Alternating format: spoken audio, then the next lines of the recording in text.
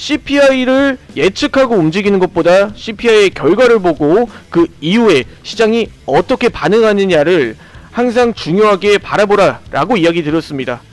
이 CPI의 척도를 알아보면 PPI도 자연스럽게 정답이 나오겠죠.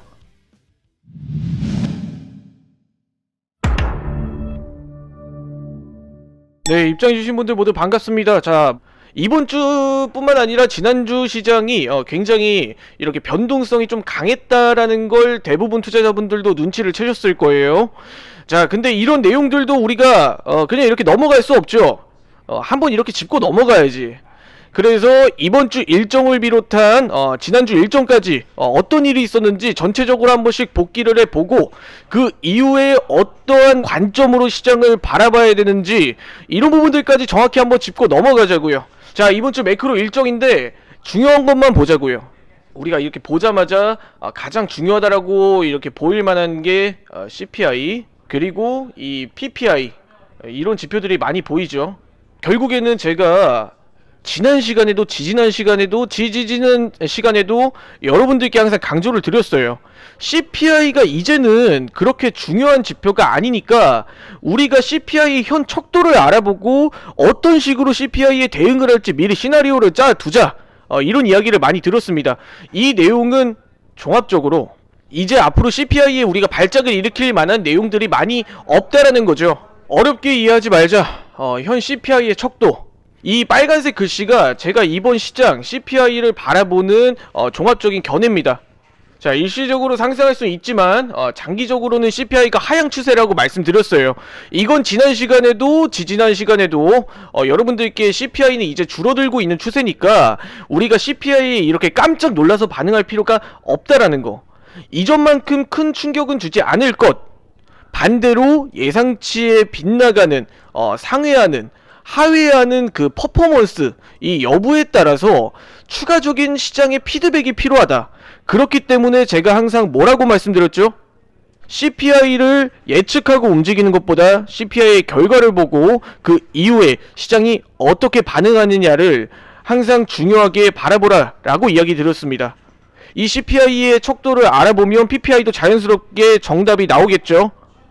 이렇게 관점을 좀 바라보고 지난 시장을 되돌아보면 현재 시장 한 번 더 점검해 보도록 할게요. 우리가 지난주에 FOMC 일정이 있었습니다.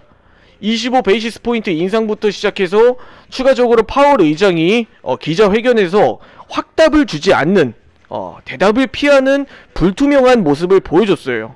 그럼 결국 시장이 우리가 기대를 하던 추가 금리 인상에 대한 방향성도 불투명해졌을 뿐더러 금리 인상 조기 종료에 대한 기대감도 불투명해졌죠.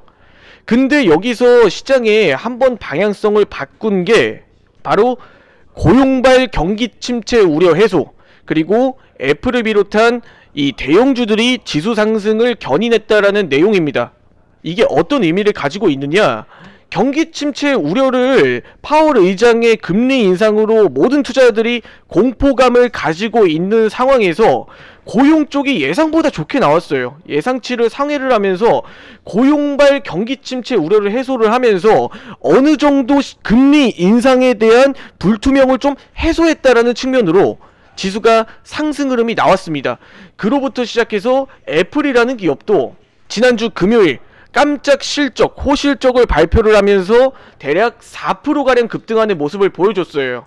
4%가량 급등하는 모습을 보여줌과 동시에 이 팀 쿡 CEO가 어떤 이야기를 했죠? 애플의 호실적, 그리고 자사주 매입, 이런 공격적인 내용을 이야기를 하면서 애플의 지수 상승을 강하게 이끌어낸 겁니다. 이러한 종합적인 내용들이 지난주 시장의 시나리오였습니다. 그에 반해 이런 팀 쿡의 행보와는 굉장히 다르게 국내 증시는 완전 냉전이었죠. 완전히 이런 살얼음판이었습니다. 과연 이 SG 사태가 과연 금감원과 시작해서 국내 한국거래소 이런 조직들, 단체들이 과연 모르고 있었던 사실일까? 너무 비교가 되죠. 뭐 물론 CEO와 기업가와 뭐 하나의 개인의 이 움직임은 다르겠지만 이 시장에 규모의 차이라는 게 작은 날개짓이 엄청나게 큰 파장을 불러일으킬 수가 있는 이런 조그마한 시장이 바로 국내 시장의 현실일 수밖에 없다라는 게 굉장히 씁쓸하더라고요. 네, 뭐 여기까지만 하겠습니다. 오늘도 흔들리지 않고 우리는 수익을 향해서 달려나가야 합니다. 우리도 이런 각종 구설수에 휘말리지 않는 매매를 해야 된다라는 게 결국에 우선적인 방식인 거고, 이번 국내 증시의 이 움직임을 통해서 우리도 몇 가지 또 깨달았던 게 있죠. 시장과 이 경제와 그리고 이 종합적인 내용들은 다들 세력손에 달려있다.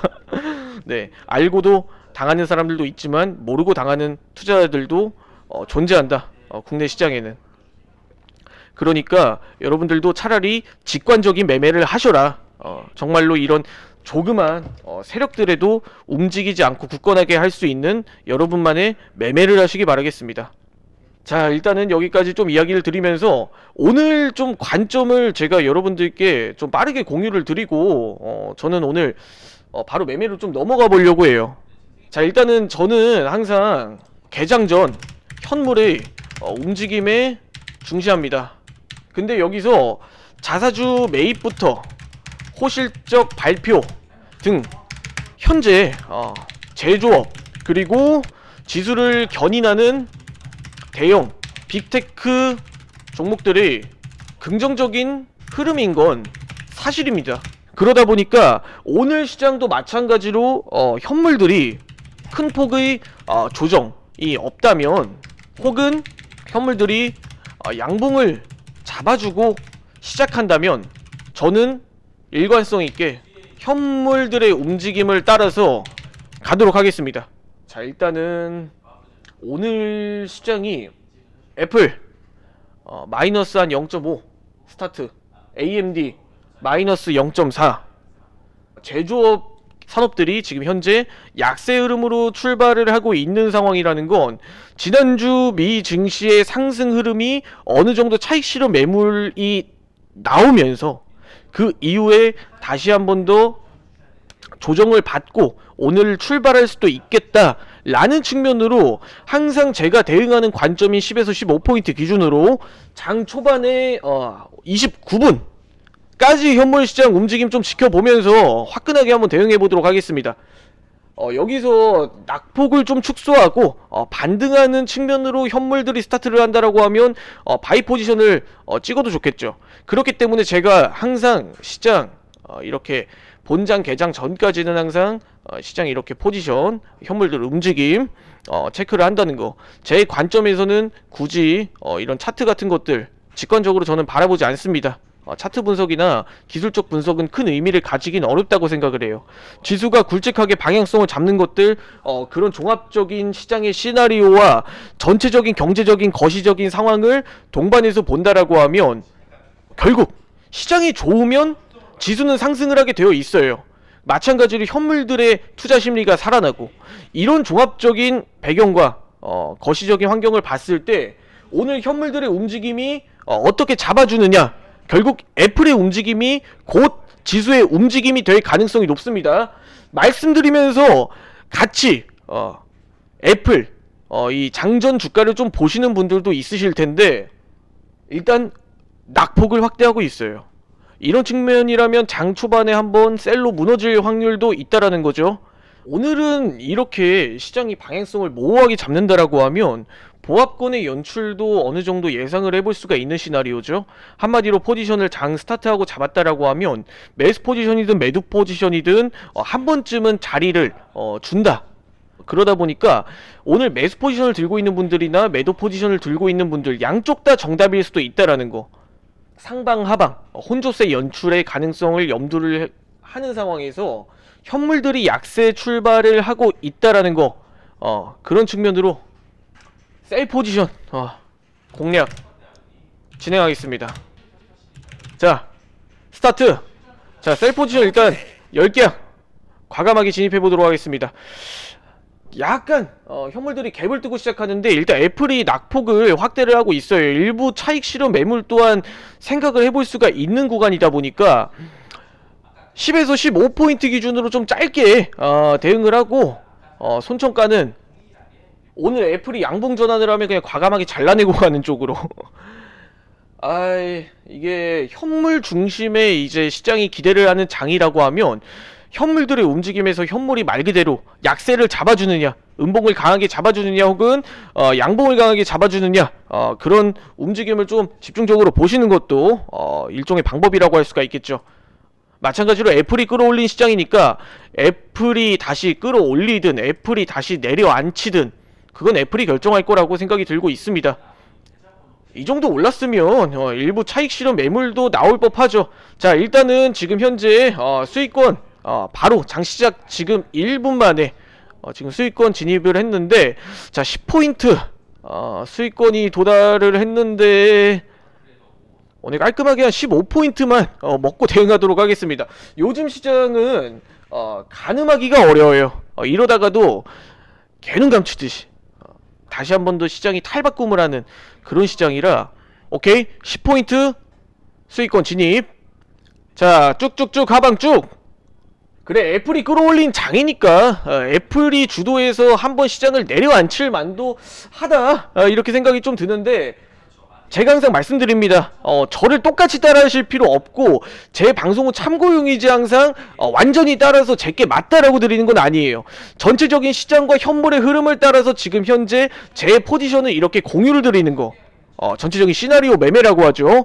이렇게 여러분들께 제공을 해드리고, 그리고 마찬가지로 10포인트 대응 안 되시는 분들 딱 10포인트 구간까지만 이렇게 대응을 해보셔도 좋고, 그리고 조금 더 추가적으로 보실 분들은 15포인트 간격으로 항상 제가 하는 가이드라인 정도만 제시를 해드리는 거예요.